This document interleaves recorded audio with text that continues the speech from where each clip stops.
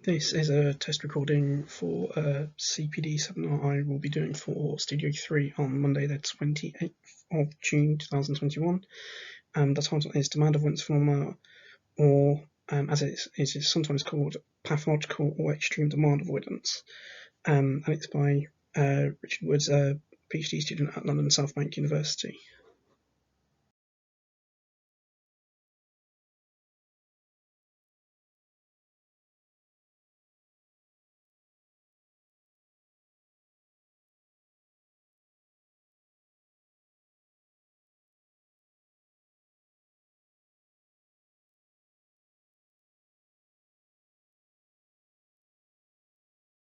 Just introducing myself quickly. I'm autistic. I was diagnosed with Asperger's in 2012. I tend to just say that I'm autistic, like most people who are diagnosed with Asperger's do.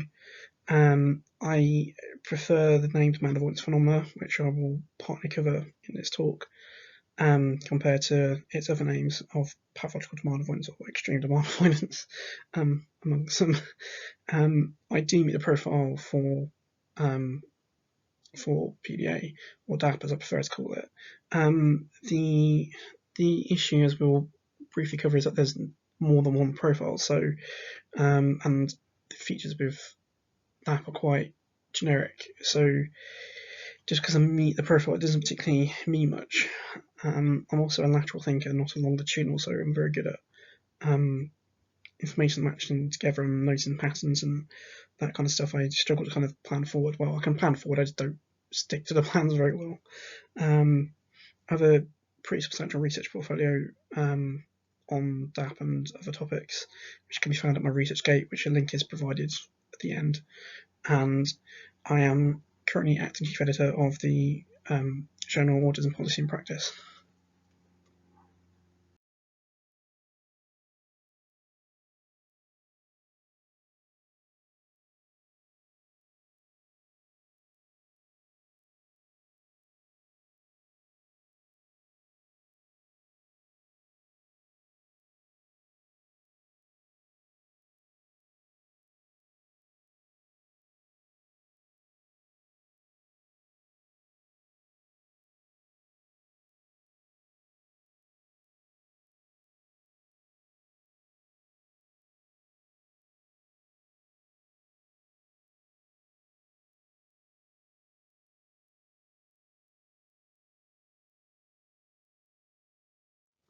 Yes, this will be giving covering quite a few different topics relating towards DAP and how it is discussed, debated, and portrayed in literature.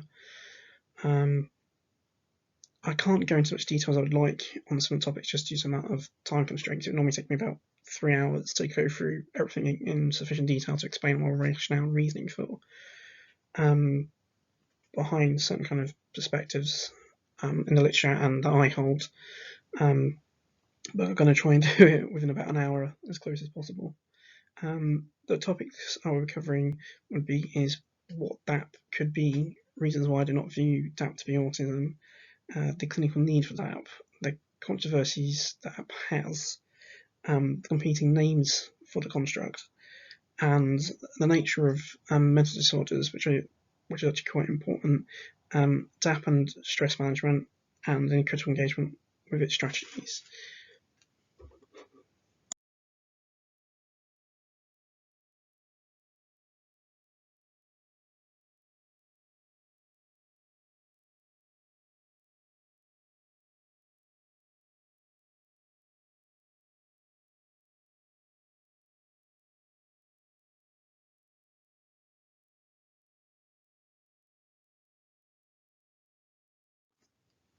So there is a main discourse on DAP, which itself is a bit of an issue, which I'll cover.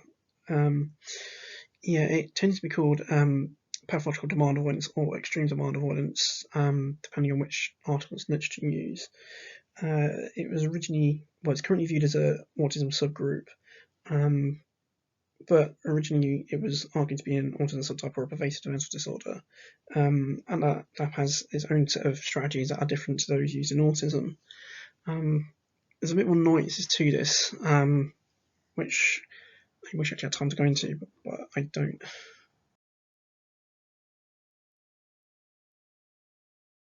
Yes, there are actually multiple schools of thought on DAP in the literature. The four main ones that different authors have are going to conceptualised are that the first one is that DAP is a common mental health disorder, which was mainly proposed by Christopher Gilbert in 2013. The more current one is the kind of one that's actually linked towards that being an autism profile, an autism disorder, an autism subtype or subgroup, and variations of. Is that its real autism subtype. The next one is that DAP is just rebranded autism. So what this means is it's basically repathologizing aspects of autism that are traditionally not covered by an autism diagnosis. Autistic people can have their actions pathologized for like breaking cultural norms and not complying. And the final one is that DAP is it's a pseudo syndrome, so it's not an actual real disorder. It's just a collection of symptoms that are resulting from the interaction of autism and various co-occurring conditions. This was originally proposed by Anna Geraldo in 2003 and kind of mainly popularised by Green et al. In 2018. I do need to note I do have a conflict of interest due to advocating for DAP as a common mental disorder and an income from kind of DAP training.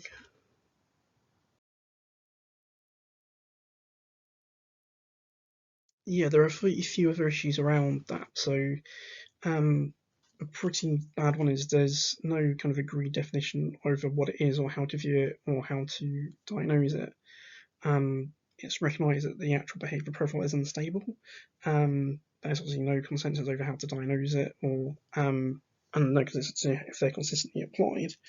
And there are currently 5 different behaviour profiles in print in the literature, which is a bit of an issue, putting it mildly.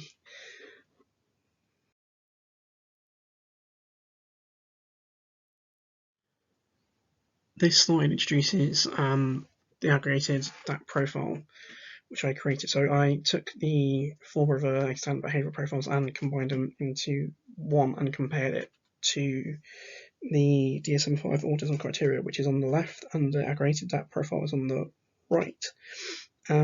There are some areas of overlap and some important differences between DAP and autism. So there's different numbers of kind of restricted repetitive behaviours and interests and social rotation issues, and also different numbers of kind of neurodevelopmental or early onset traits in both autism and DAP. There are some potential overlap in DAP and autism in the kind of neurodevelopmental aspects of DAP and autism, in that some people view DAP to have sensory issues, others don't. But this obviously overlaps autism. The sensory issues aspect was added by a clinic that views DAP to be autism, so that's a circular aspect of it. And the other area of overlap is that DAP has social communication issues, but the issues there are meant to be caused by deficits in social identity, pride, or shame. DAP is meant to have no issues with theory of mind or empathy, and some autistic people do actually pass theory of mind tests, which is the reason why it has a bit of overlap on there. The last 2 traits that I've just discussed, like the social communication issues and the neurodevelopmental traits in DAP, are both optional. They're not required. They're not core for a DAP diagnosis. I should also point out that this is my view on it. Some people might disagree with it. And the reason why the DAP anxiety-based RRBIs are not overlapping autism ones is because the DAP ones are related towards anxiety, and anxiety is not a feature of autism. And this is kind of widely accepted.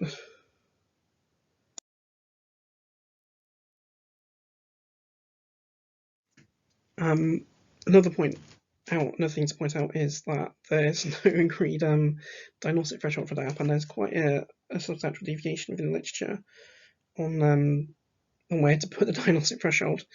So, what this diagram shows you is the diagnostic thresholds relevant to the kind of prevalence rates for DAP, or the suggested prevalence rates. So at the bottom being the lowest diagnostic threshold and being the most common amount of people will be the Gilbert et al. 2015, and the highest one So basically, you need to have quite substantial frequency intensity of demand avoidance behaviours to get a diagnosis of DAP. Would be Eaton and Weaver 2020. What other information I need to give you is that Wing et al. 2011 is where that stops and starts being exclusive to autism. So if you go above Wing et al., that's only just autistic persons who have been diagnosed with DAP. Beneath that, there's non-autistic persons with DAP in this suggested numbers of people with DAP. I haven't got a scale on here because there's no real kind of definitive figures on there. And it's not always linear, the scales that I've used. It's just there to kind of represent how different the diagnostic thresholds are relative to each other, as best as I can do. I've got a very substantial blog post, about 9,000 words, on this topic, explaining this diagram and the rationale behind it, which is in the reference list.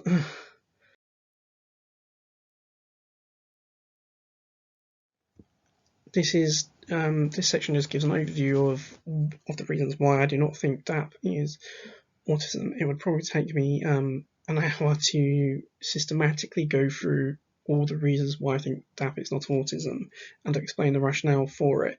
And a lot of this is basically unpicking the justification that some people use for that to be autism.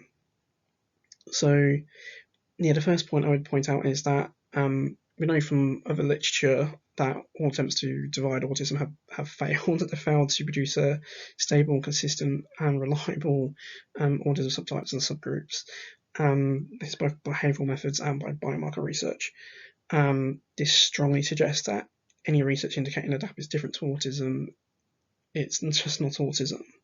And the important point is that I, like many autistic persons, do not want DAP to be, do not want autism to be divided. We just want a generic term for autism. As I said earlier, like many persons diagnosed with Asperger's, just refer to self as being autistic. And that's for that reason, because we think the universal aspects of autism are applicable to all of us.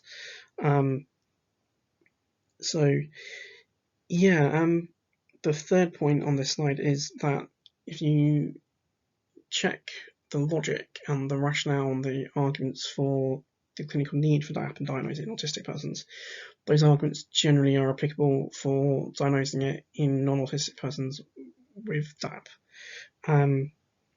which means you're discriminating against non-autistic persons with DAP if you refuse to diagnose it in them because you view it as autism. We also need to set the diagnostic threshold close to the EDAQ to be sure that we can generalise research results, because the vast majority of the research based on PDA around DAP involves the EDAQ. The EDAQ is the Extreme Demand Avoidance Questionnaire, which is a trilingual person's screening tool for DAP, which is observer rated mainly by caregivers, and it is used substantially in our knowledge base on DAP. It's also been used to diagnose DAP in many persons, which means that you're potentially risk stripping support packages away from persons if you take a too high diagnostic threshold. So there's kind of good reasons to have a low diagnostic threshold on DAP.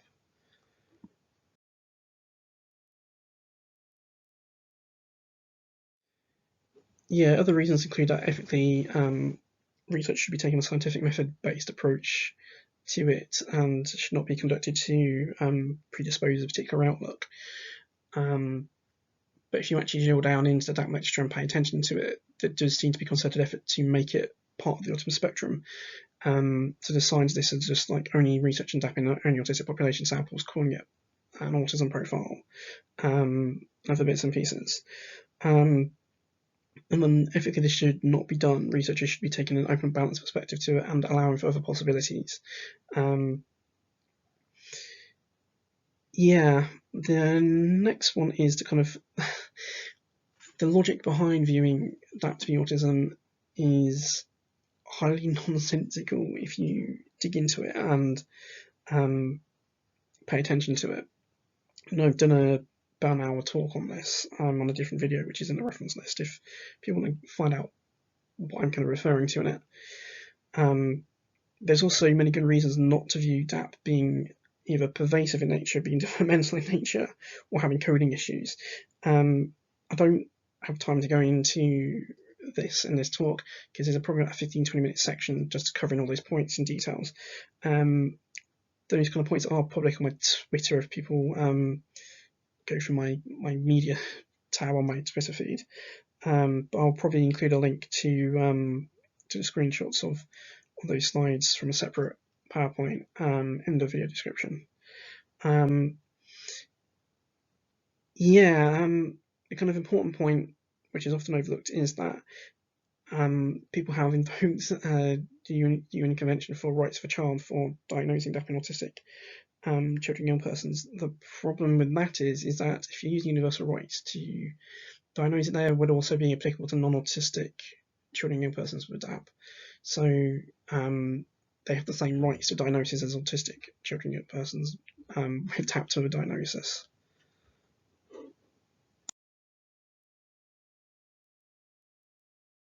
This is just a quick slide to links that contain information on how PNA does not conform to the definitions of pervasive developmental disorder and coding as argued by Phil Christie primarily, though he doesn't tend to use the coding descriptor due to various reasons.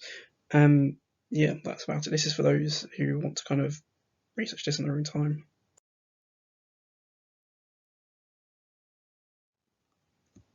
This section covers the arguments around clinical need for DAP. So the first one is that DAP is needed to better explain a person's actions and ways of being than at present the accepted constructs and disorders. The next one is that autistic persons with DAP and their families want to have a DAP diagnosis, and the difficulties they experience warrant having a DAP diagnosis.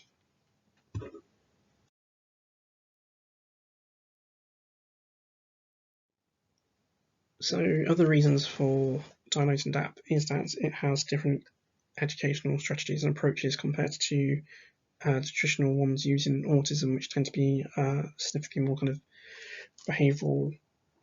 behaviorism based, so such as positive behavior support or applied behavior analysis and other kind of reinforcement based approaches.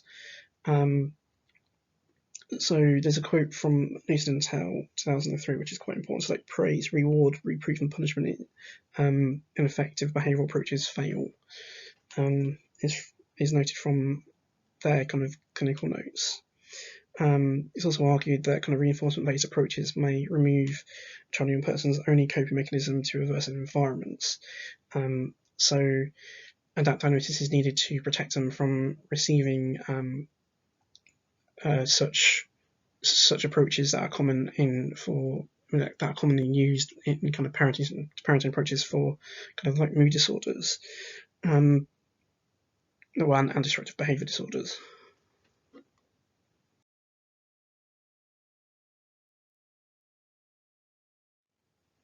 This is the final slide of the section on the clinical need for DAP.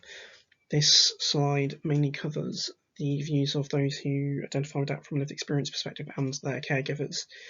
So for some persons with a DAP diagnosis or who identify with it, DAP as a construct, as a disorder, as a diagnosis, does better explain aspects of them than an autism diagnosis does. I think this is a valid point for some people, and I have said this elsewhere in print and in conference talks.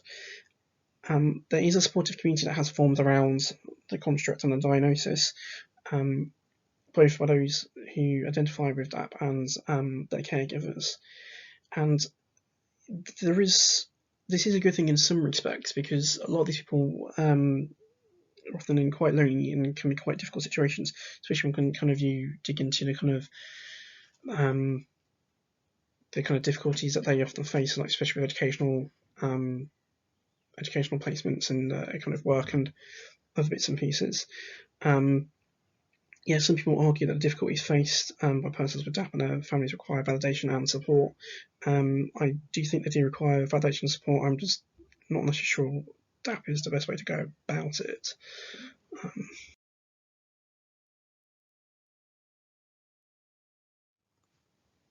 we're kind of getting into cultural reasons as to why some people in the UK view that to be part of the autism spectrum.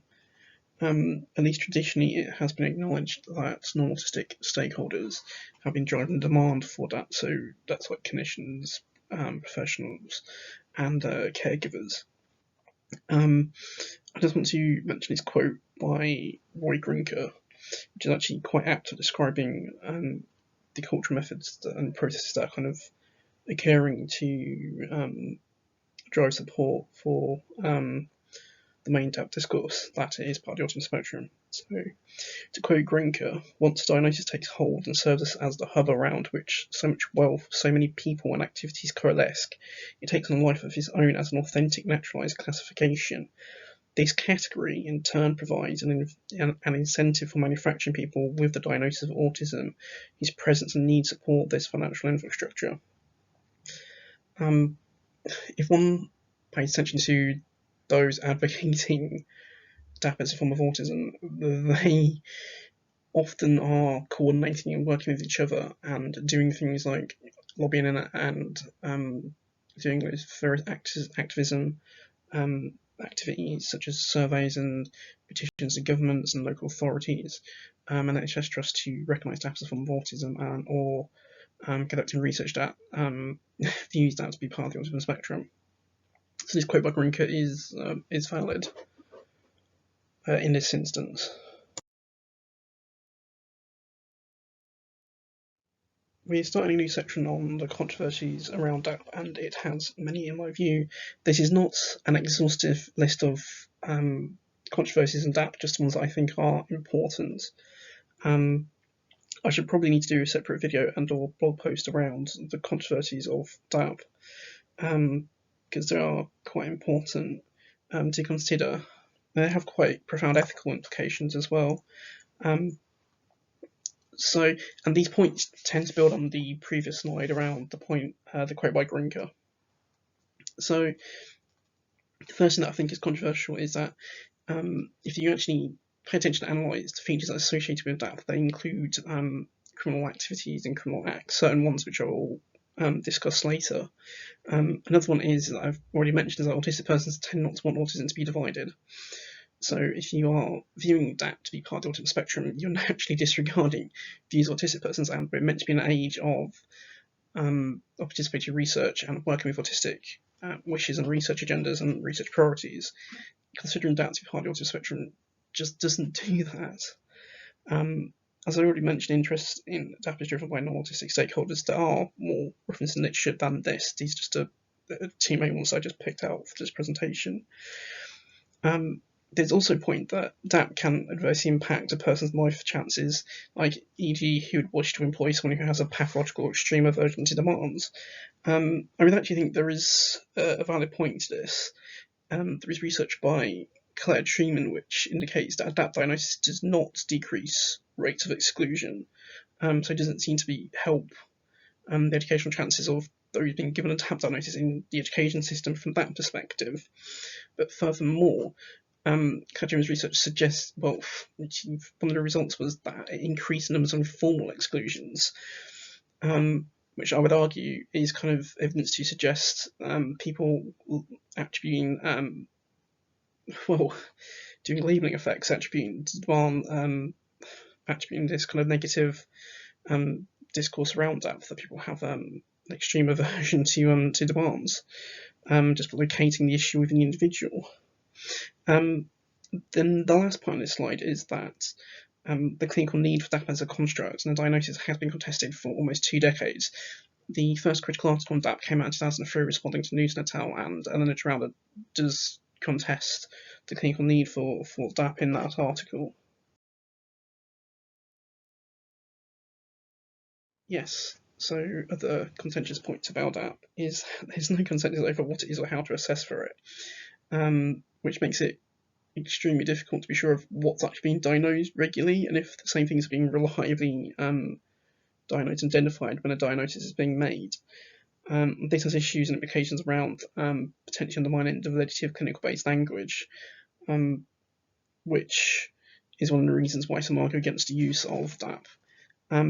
if one actually pays attention to the stereotypes of DAP, they contrast those associated with autism. So you look at kind of managing the effects of stigma and trying to break stereotypes. It can be difficult for an individual to escape the positive, to escape the negative aspects of stigma, which can, one of them is actually anxiety itself, which is meant to be the central impairment for that, which we'll kind of cover later. And by stereotypes, I mean, so one of them is DAP has people tend to make eye contact with it. With autism, the stereotype is that people don't make eye contact. Another one is that people tend to prefer novelty and kind of spontaneity, while for autism, that autistic people don't like surprises. The last point on this slide is that, interesting as DAP as a form of autism has outstripped its research base, and is a culture-based construct to the UK. These are made by some highly prominent people advocating that DAP is a form of autism. I think it's quite. I think both. I think the fact that both statements have been expressed by them is quite highly damning when you start to consider what essentially they're doing.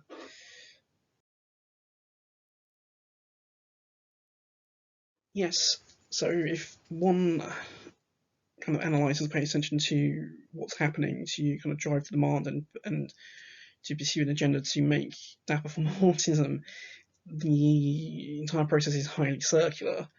So like only diagnosing autistic people, so then autistic people identify with it. These autistic people then express their wish for DAP to be diagnosed and recognised and supported, and to those who are doing DAP research and diagnosing it then go, oh yeah, look, some autistic people are identifying with DAP and want it to be supported, and it's circularity is an issue. A main point is that research is not meant to they're not meant to predispose research to favour a particular outlook over another. And ethically, they should be doing this. They should be taking a balanced approach and pursuing all four schools of thought of DAP equally, or at least leaving the possibility open.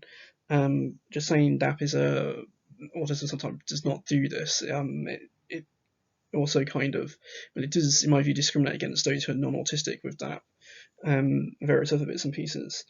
Yeah, because ethically researchers are meant to follow a scientific method, which I don't think is the case if one just assumes DAP is an autism subgroup and tries to collect evidence to support that outlook, which there is a statement in the literature to that effect, and yeah. There's also an issue of those advocating and kind of pursuing DAP as a form of autism often they do not disclose their conflict of interest on the topic, and one could argue that they have created their own industry on the topic and commodified autism, and one can even argue that they are benefiting from what they are doing. So kind of not disclosing they have a coin on this is, well, in my view, is unethical and is problematic. There's also the problem of a lack of cogence, so a lack of clear, logical, and convincing arguments over what DAP is, and there's many contradictions within the literature, especially from Newton's work. And there hasn't really been any attempts to rectify this. So, for example, Anaya 2016 removed the developmental traits from being compulsory in a DAP diagnosis, and multiple other authors and multiple other DAPs and ASD supporters have kind of expressed the profile without needing to have developmental traits. More recently, Anaya herself with Judy Eaton and others have been advocating that the developmental traits need to be present, and it's just I wish it was better than this. Another example is that multiple studies are indicating that DAP is predicted by accepted constructs such as personality precursors or personality disorders like ADHD, conduct disorder / oppositional defiant disorder, like anxiety generally, and OCD, I believe, off the top of my head. The issue with this is that, logically speaking, something cannot be more than its constituent components. So this is a case of A plus B plus C does not equal A. So for those arguing that DAP is a form of autism, they're talking nonsense, because DAP cannot be something that is more than it cannot be autism, but there is research suggesting that DAP is not predicted by autism, and even then it is acknowledged that in the literature in a Nurse 2014b that that those with DAP or their caregivers are responding to kind of autism items in questionnaires for different reasons compared to what's found in autism. So they might be scoring similarly to autistic people in kind of autism measures, but it's for different reasons. I have a particular issue with this, such as with the ADOS data and ADOS results coming out from health psychology's work, such as in Eaton and Weaver 2020. But I don't have time to go into that. There's also other logical issues, such as Newson said that those with DAP, they viewed that they have obsessive demand avoidance, and one of the reasons they're obsessive is because they know no boundaries, and they were highly motivated to do the demand avoidance. So they're basically, the way to interpret this is that people were choosing to pathologically resist demands by choice, because basically they don't know any better. And some of these behaviours are meant to be kind of causing stuff like panic attacks, about like with deficits from social identity, pride, or shame. But when you start to consider it, deficits in social identity, pride, or shame, which are actually hard to measure if you actually to reliably measure if one considers it. But also, such deficits do not cause panic attacks. So there's many other kind of issues with the logic that makes the case of that to be highly problematic, and these need being addressed. I mean, I believe I'm doing it in my own work, but I don't think others necessarily are. So this is the second to last slide on the topic of DAP controversies. So one key criticism around DAP is that the language around it is highly evocative and highly subjective in nature. So, for example, the pathological descriptor is derogatory and demeaning and just horrible. There is substantial dislike for that descriptor in the literature, including from Elizabeth Newson, and it partly explains why there's so many different names for that, which we'll be covering later in about 3 slides' time. Another kind of example is, so one proposed name for it is problematic demand avoidance in a Niles et al. 2018b. And the problem with what is problematic demand avoidance is highly subjective in itself.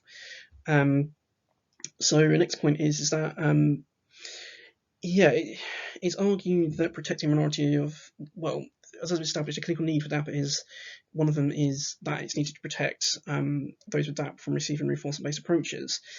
The problem with this is that the same reasons for not using reinforcement-based approaches for autism is equally applicable when you consider the nature of RBIs and stimming in relation towards coping mechanisms to deal with stress and self-regulation towards stress. So autistic people would also be, well, most all of autistic people would be left without, often to be off about their main coping mechanism to stress and slightly aversive experiences. So there's an ethical implication for only protecting a minority group of autistic persons from reinforcement-based approaches. There is an important point made by critical autism studies scholars such as myself, is that that pathologizes a person's self-agency and risks undermining their person's human rights. I've made this point, so has Alison Moore and Damien Milton. The final point on this one is that I don't have time to go into it, but there's a strong case that DAP is not autism.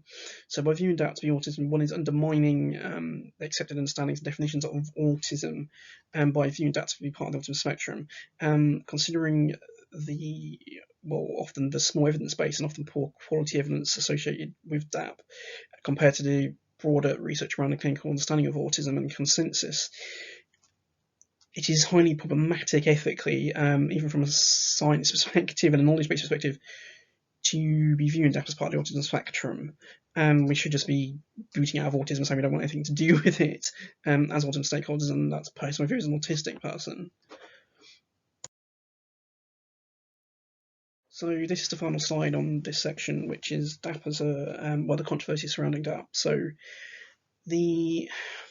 I'm quite clear, especially recently, that I consider viewing DAP to be part of the autism spectrum to be a scandal in autism waiting to happen, that this bubble that has formed, this industry around viewing DAP as a form of autism will burst. And the problem with this is that there's many vulnerable persons, not only those with lived experience who are autistic and non-autistic identifying with it, but also the caregivers themselves, which are a vulnerable group because they often have high anxiety levels. Like, what happens to these vulnerable people once this discourse is just basically discredited and rubbished? And I do think it's a matter of time. I would not be advocating the position I am unless there's good rationale for it. And as I said, I could do a single talk in an hour about that, just explaining why DAP is not autism. And I'll stop there because I don't want to waffle too much. We're on a short topic now of debates around DAP's name. As I mentioned earlier, there's a strong dislike for the pathological descriptor. Persons like myself would also have issues with the extreme descriptor for likewise pathologizing, take a medical model deficit-based approach to viewing this person's avoidance of demands. And it kind of, the same concerns around he would employ someone with a diagnosis of extreme demand avoidance or pathological demand avoidance. I think is also kind of applicable for the extreme demand avoidance name. There's substantial dislike of the kind of pathological demand avoidance name. Subsequently, there is about 10 or more names in print in the literature for DAP. So there's no real consensus over what to call it or how to view it. Yeah, I mean, one of the controversies I have around, from my perspective, is that if there's such a substantial demand to change DAP's name, which there is, we should just be doing it. So, yeah, while many of it's kind of DAP as an ASD supporters will just carry on using pathological demand avoidance. Although sometimes I do use it in my work just for kind of ease of reference, especially in like short pieces where I don't have time to go into full ins and outs of calling it DAP and why.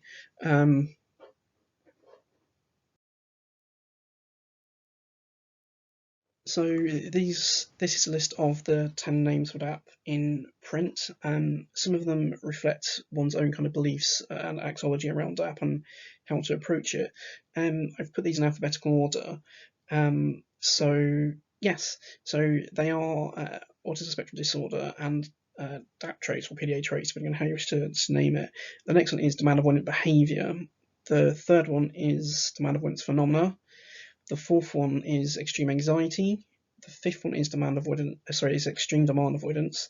The sixth one is nuisance syndrome. The seventh one is pathological demand avoidance. The eighth one is pathological demand avoidance syndrome. The ninth one is problematic demand avoidance. And the final one, which is number 10, which is rational demand avoidance.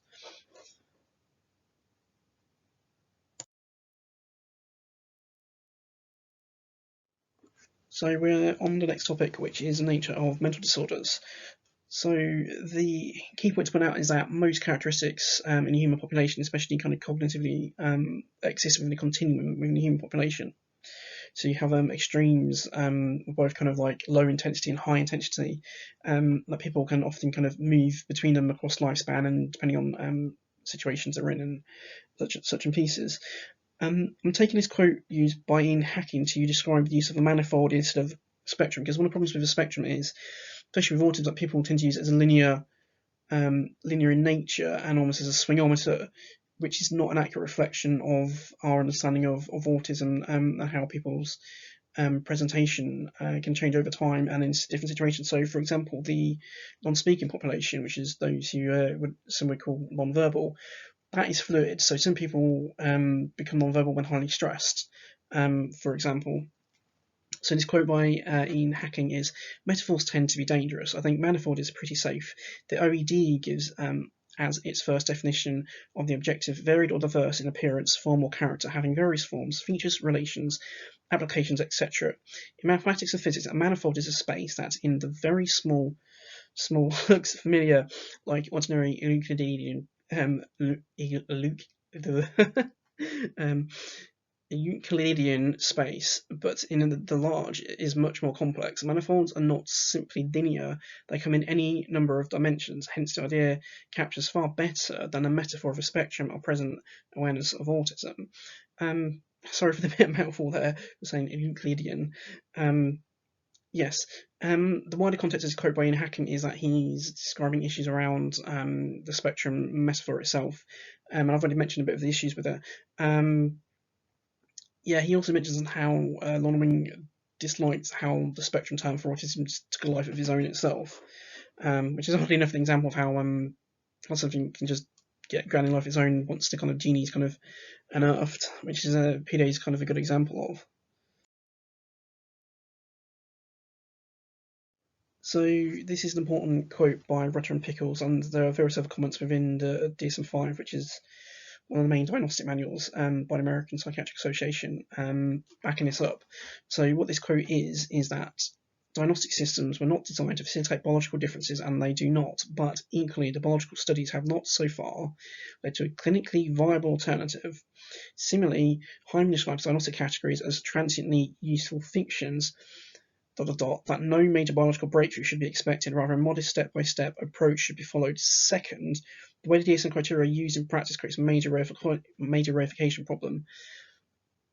This quote has an important meaning. So what this means is that all disorders within the DSM-5, which is the Diagnostic Statistical Manual, 5th edition.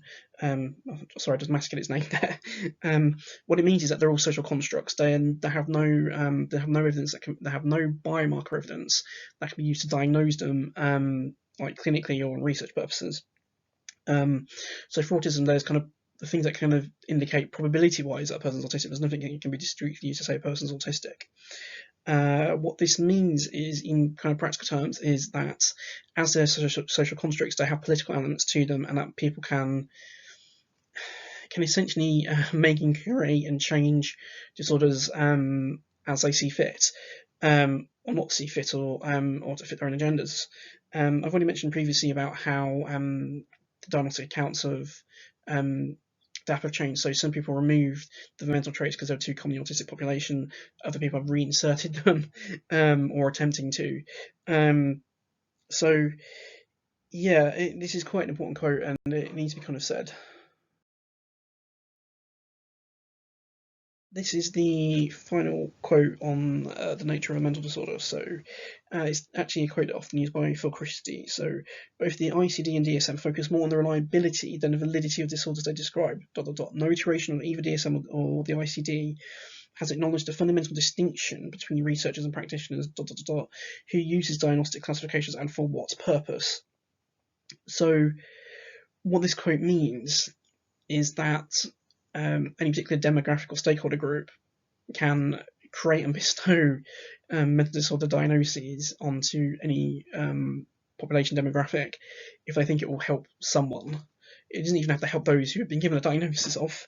If it helps the caregivers or help the clinicians or some people, or maybe potentially society more generally, that that's what this quote is basically saying.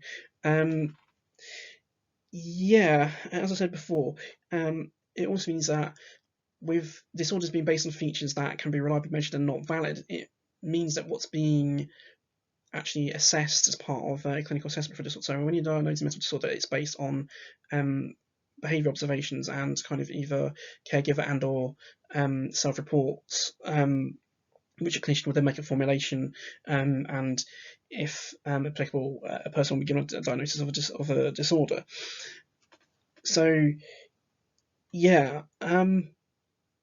what this means is that people can essentially make disorders out of thin air if they wanted to. They can also make diagnostic groupings out of thin air if they wanted to.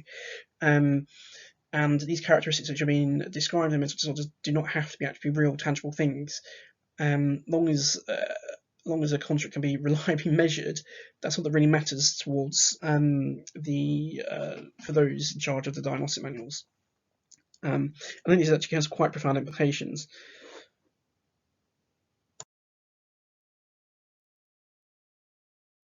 We're moving on to a different section now, which is kind of describing the features associated with that. So if you look at the main two screening tools, which is the Extreme Demand Avoidance Questionnaire or the Extreme Demands Questionnaire for adults, and the 11 revised DISCO PDA, the DAP DISCO questions that are advocated by the National Autistic Society.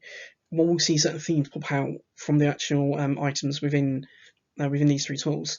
I quickly want to make a point back that's linked to the previous slide. So, for example, about just creating diagnostic groupings and mental disorders.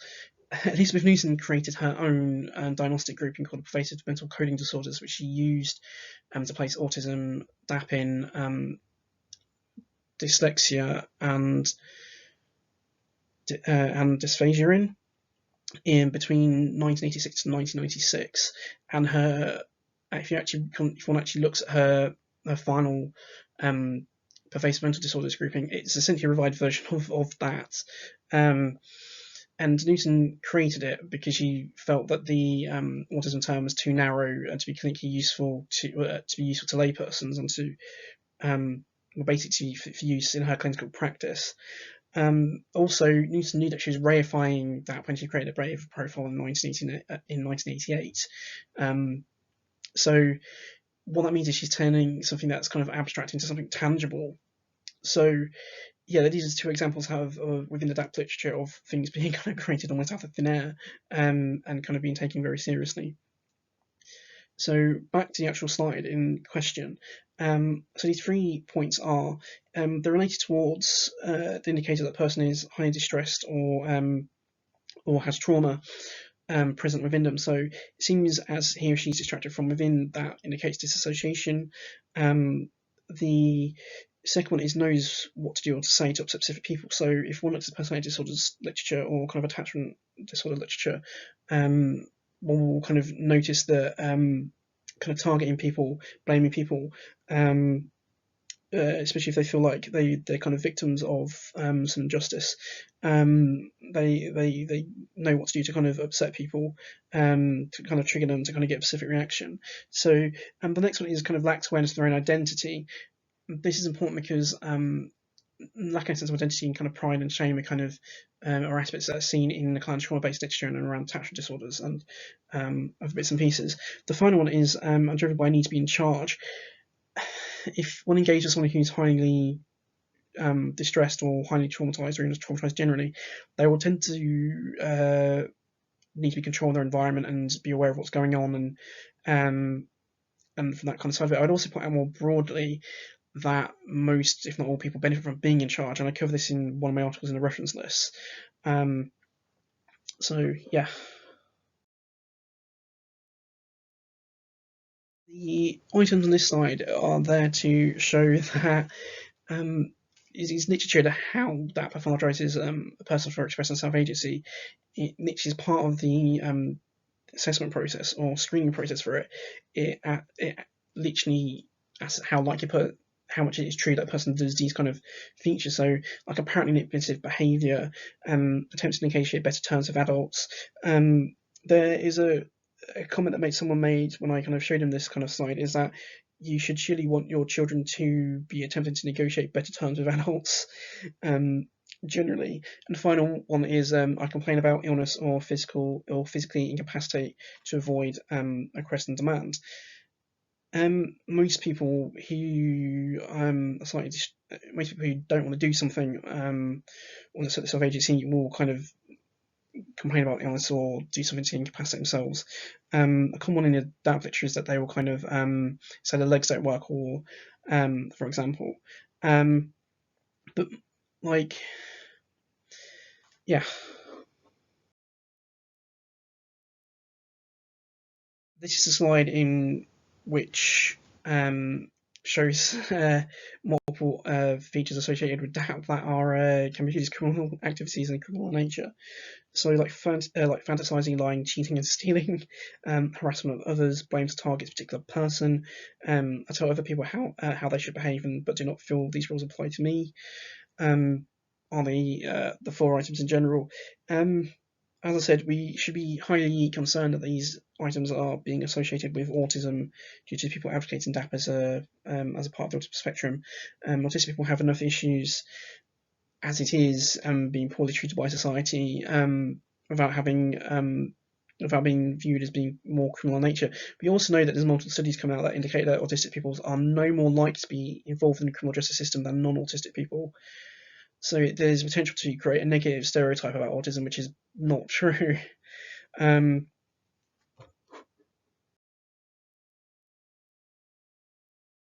we are entering the next section now, which is viewing DAP and how it relates to stress, and how I think it's about stress management. This is quite a big section and forms a kind of the core chunk of the final part of the talk and the seminar. This will carry on up to slide 40 in it, and I give quite a few examples around how DAP is around. It's about stress management, and how there is a continuum of demand avoidance that people kind of express. And I also explain where that becomes pathological in nature, where it's kind of pathologized according to the DSM-5. So, yes, so stress is transactional with the environment. So a person becomes stressed when the demands of the stressor exceeds the resource of the coping mechanisms. So the person then finds it this taxing.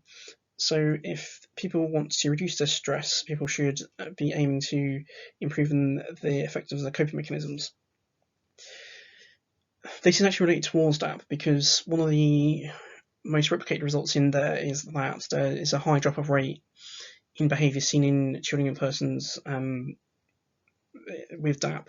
So it is hypothesised that this drop-off rate in behaviours that's seen with, so basically as a child and person ages, they show less DAP features. So it is hypothesised that this result, this feature of DAP is caused because those children and persons with DAP are finding better coping mechanisms to manage and regulate their stress levels than DAP behaviours and DAP features, which is exactly what one would expect if one takes a stress management approach to DAP. So this slide mainly discusses more aspects about kind of stress and the kind of behaviours that people will display kind of stress-based behaviours in situations they kind of find aversive. So, for example, 2/3 of distress behaviour are triggered by demands or questions by others, which is an important point by Andy McDonald there. There's the literature that is cited by nouns and others to kind of underpin their own thinking on PDA, relates kind of these kind of problematic behaviours to kind of non-compliance, defiance, kind of leaving the area, stereotypy, self-injury, or aggression. So people will tend to show these kind of behaviours when they're stressed, when they find situations aversive. These behaviours can be triggered by everyday demand. So it can be from the uncertainty of transitioning from a third task to a lesser task, for example, to the uncertainty of the next situation, for example, kind of potential triggers for these behaviours. The important point to point out is that these stress behaviours associated with DAP exist in a continuum throughout the human population. I think this is a point that I've made a few times already. So this slide shows an image from the PDA Society's What is PDA booklet. It shows I'm not particularly happy with this diagram for a few reasons, but it does a good enough job to warrant including it. It kind of shows what happens loosely with the kind of more aversive specified situation, the more stressed they are, the kind of very loose escalation of behaviours a person can display. So it can start from being kind of calm and able to then using distraction, excuses, and procrastination to kind of physically incapacitate themselves, kind of disassociating into fantasy, kind of reducing kind of conversation to just basically just gibberish. The next one is kind of like taking full control, or just completely complying with others' kind of requests.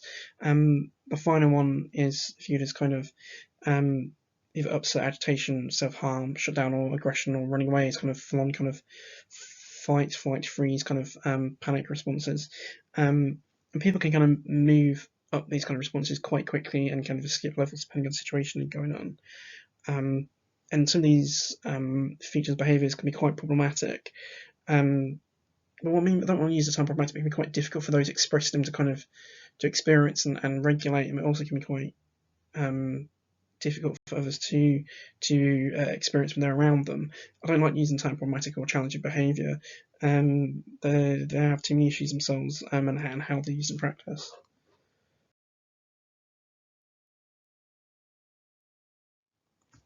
So a key point about this is that the behaviours will and the features will tend to escalate until the demand is removed. The point is that the behaviours and features expressed by an individual become so profound and kind of difficult for a person to manage or kind of deal with, they have no choice but to remove the demand or the request placed upon a person showing these features. And this is based on research by Liz and Ions.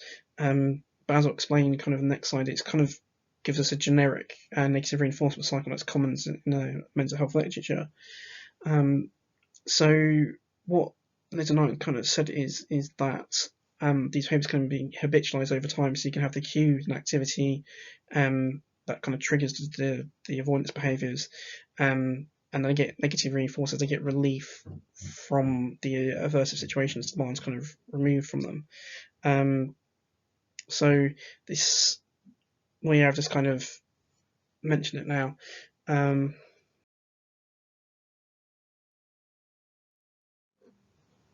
So Liz and I's research is quite these results from this particular research from Liz and I's are quite easy to adapt into a negative reinforcement based cycle of demand management. The name demand management is particularly inspired by Professor Peter Kinderman, so I do need to acknowledge that. So you have the first section of demand, internal or external, then kind of get this demand generates anxiety, distress in the person. The person will then generate avoidance behaviours, whether they're kind of irrational or rational in nature.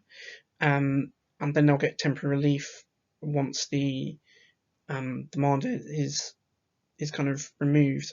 So they get relief from the anxiety or distress, and over time these behaviours become reinforced. They kind of become automatically cued and automatically respond to any kind of situation or similar situation. I should point out that people can kind of cycle through this, escalating the avoidance behaviours, working up the triangle from slide 31, kind of going from like using excuses, kind of physical incapacitation, to disassociating to kind of full on kind of like panic behaviours until demand is kind of removed from them. There are some important comments to note with this, is that with such negative reinforcement cycles, the relief from the anxiety or the distress from the aversive situation reduces over time. So it's possible for people to have kind of high or pervasive anxiety levels from being stuck in this cycle for an extended period of time. And it's kind of how I would argue why some people argue that pedia has pervasive anxiety from kind of early infancy, because essentially they've been stuck in this negative reinforcement cycle for so long that the alleviation effects of this cycle from the avoidance behaviours is so minimal that the anxiety is just there all the time.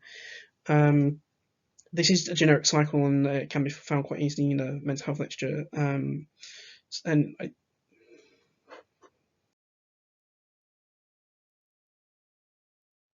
So the next several slides are me giving 3 different examples around the continuum of demand avoidance and demand management cycle, and how they're kind of expressed in people.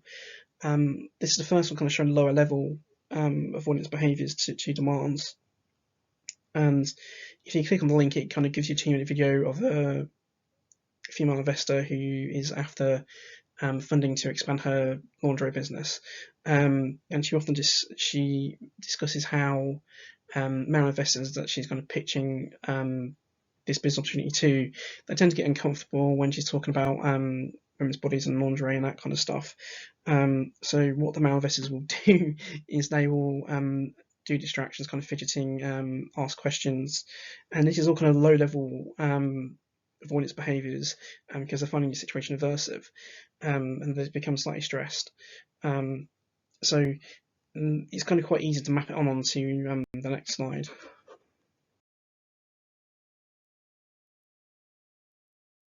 So after each of the the examples I'm given about the kind of continual nature of demand avoidance and how it's expressed in individuals, there is an opportunity for you to kind of map out on the demand management cycle, like the demand, the anxiety, distress scene, the avoidance behaviours, and the temporary relief that they gain. I don't want to comment too much on these. I want people to kind of do them themselves and make up their own minds on it. This is meant to be a reflective task for people to engage with. This is example 2. It's from a case study from a National Autistic Society report from last year during the lockdown, so that's 2020. So it is in full. The last 10 weeks have been very up and down for us. Initially, our autistic son coped with the sudden change in life very well. When his local school closed, he seemed to enjoy having everyone at home, especially as it meant no school communicating or unexpected changes to the day. However, as the weeks have gone on, he has become more lethargic, agitated, and has refused to participate in any online learning. He's not able to notice or understand his own emotions, so keeping in touch with his friends has been almost impossible.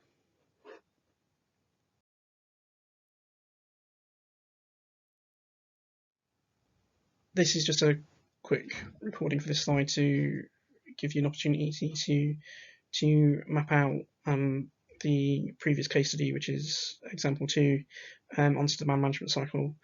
This is for yourselves to do in your own time, and it is a reflective exercise.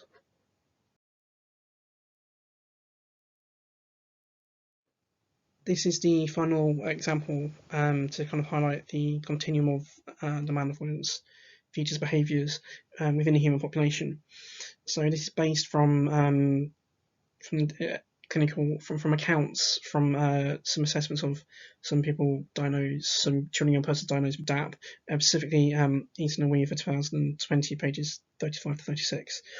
So the quote for the example is: the clinical assessment for autism. Some children and persons expressed were going into tents or under tables, conducting assessments to toys or teddies, or with the child and young person pretending to be superheroes or animals. The child and young person would provide various inventive and elaborate excuses, repetitively asking questions, offering large amounts of information relating to prescribing interests or previous experiences to an intense degree. Some children and persons knocked objects off the tables, threw objects, or removed themselves or assessed materials from the room. Rarely, children and persons threatened clinicians with physical violence, usually after other attempts have failed.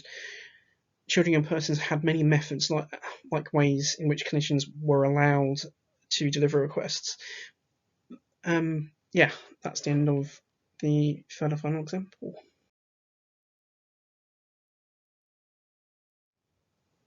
This is just a quick recording to give the opportunity to reflect on the third and final example on the kind of continuum nature of kind of demand avoidance in the human population, and it's to give an opportunity to map out the kind of the information seen in these situations and these assessments of certain persons with children and young persons with DAP. And there's certainly a lot to digest from example 3. So it's worth taking your time over.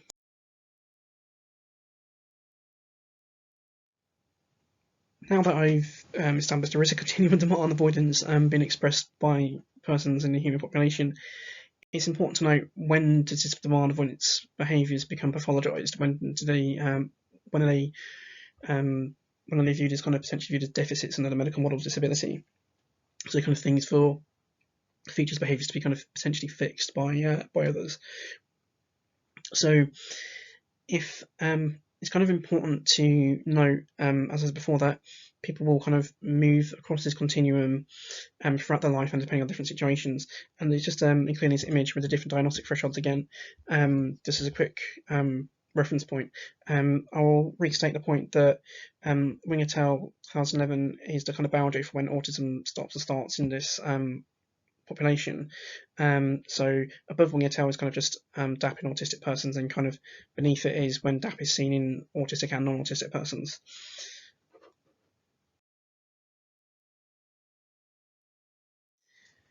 If one actually checks the DSM-5 and its guidance for what is a mental disorder, it's quite clear that it can be quite problematic deciding when something is pervasive or pathological in nature.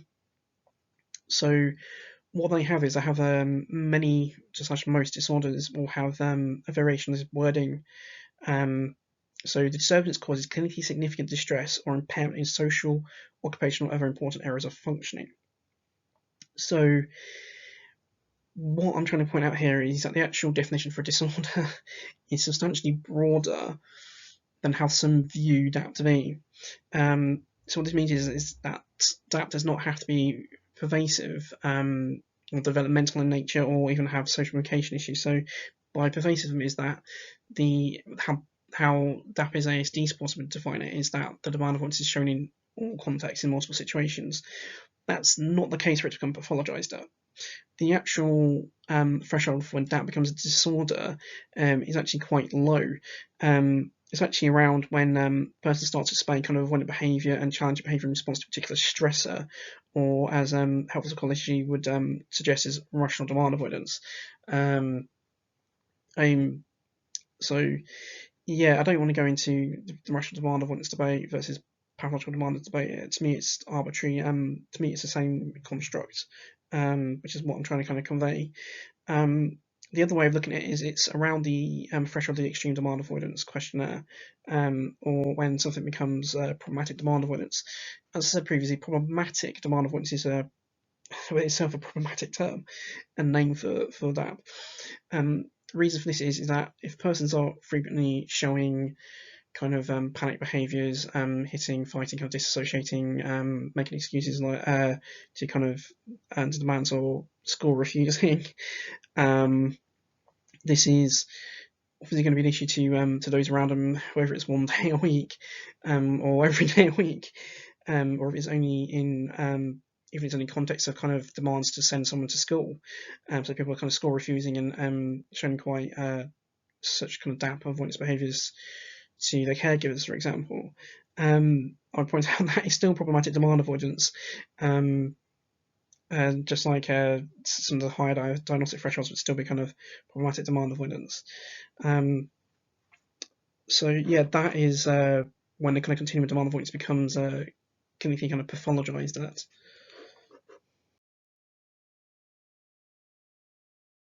We're literally on the last few slides of the new material before kind of summarising and giving you my contact details. So this is another reflective task for you to do.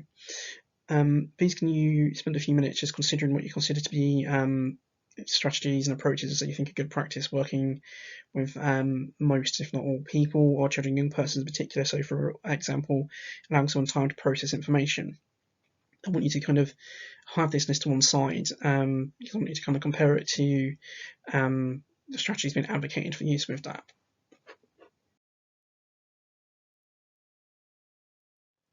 So there are two lists of DAP strategies that I will be presenting you for you to kind of compare your list of generic good practice strategies and approaches to. This is the list of approaches and strategies that I used in the Autism Education Trust resources on DAP. So these strategies are have a specific key worker and a trusted relationship with the child or young person with DAP, being flexible and adaptable, using indirect praise, letting things go, negotiating by providing choices to pupils, so mainly 2 or 3 options, having positive relations with the children and young person, thinking aloud to kind of give persons extra processing time to kind of depersonalize the demands or request, using a tone of voice to try and convey information, although some people would kind of challenge that and say it's not really particularly appropriate with DAP or autistic people. Kind of using humour to kind of as a distraction and to have positive relationships with the children and person with that. The final couple is use role play, pretend, and novelty in various materials as part of providing kind of educational materials and teaching materials to children and persons with DAP. And the final one is to use visual communication methods within, such as visual timetables and other kind of pictorial-based means. This is a Panda Strategies infographic from the PDA Society. It contains its own kind of versions of the DAP strategies and approaches to use with those with DAP. So these are the it stands for an acronym of PANDA. So it's kind of for pick your battles, anxiety management, negotiation and collaboration, disguise and manage demands, and adaptation. So the specific approaches and strategies advocated are minimize rules, enable some choice and control, explain reasons, accept that some things can't be done, reduce uncertainty, recognize underlying anxiety and social / sensory challenges, think ahead, treat meltdowns as panic attacks, support throughout and move on, keep calm, proactively collaborate and negotiate to solve challenges, fairness and trust are central. Word and position requesting directly, constantly monitor tolerance for demands and match demands accordingly. Doing things together helps. Try humour, distraction, novelty in roleplay, be flexible, have a plan B, and allow plenty of time. So these are the two sites with the two different lists of DAP strategies that are advocated in the literature and various resource materials.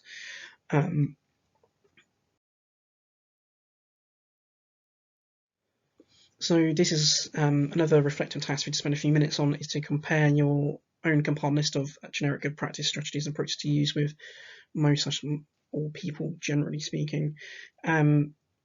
What you should see is that the either list of that approaches, either those from the Autism Education Trust or the PANDA strategies infographic, overlap your own list of strategies and approaches listed. One would also know that if one is aware of the low arousal approach and the strategies that it advocates, that the DAP strategies strongly overlap the low arousal approach. I would argue, one could argue that they are a highly personalised variation of low arousal approach to use with those with DAP, which is actually in line with low arousal approach. So for the low arousal approach to be successfully implemented, it has to be personalised.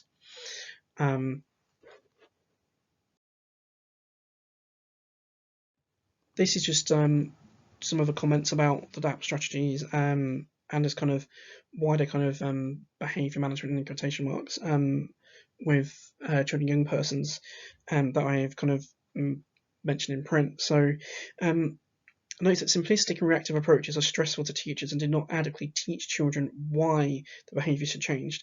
The latter point is essential when working with a demographic known for experiencing social problems such as autistic persons and DAPers.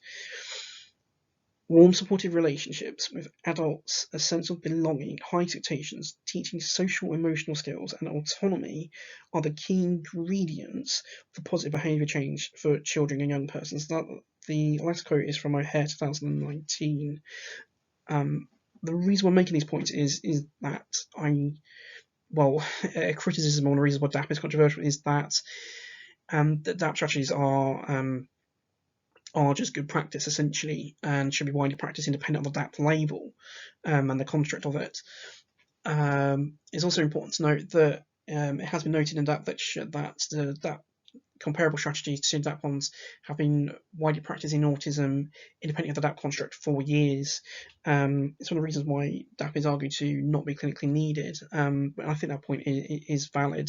Specifically the point that the DAP strategies are good practice and widely available is valid.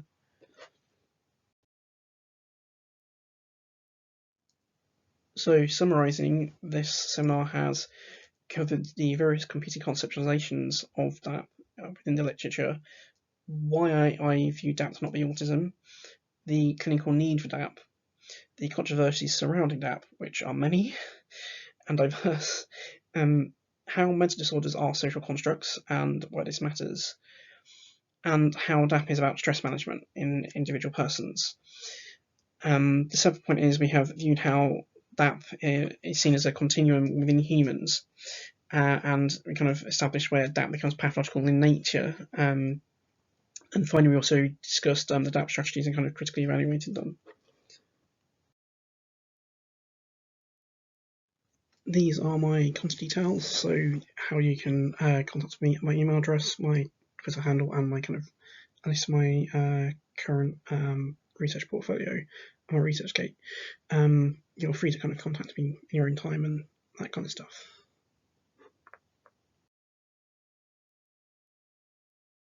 this is the start of the bibliography section for the references that are cited within the talk. I'm not going to be doing an audio recording for all the slides because these are there for you to follow up if you wish to do so. Yep.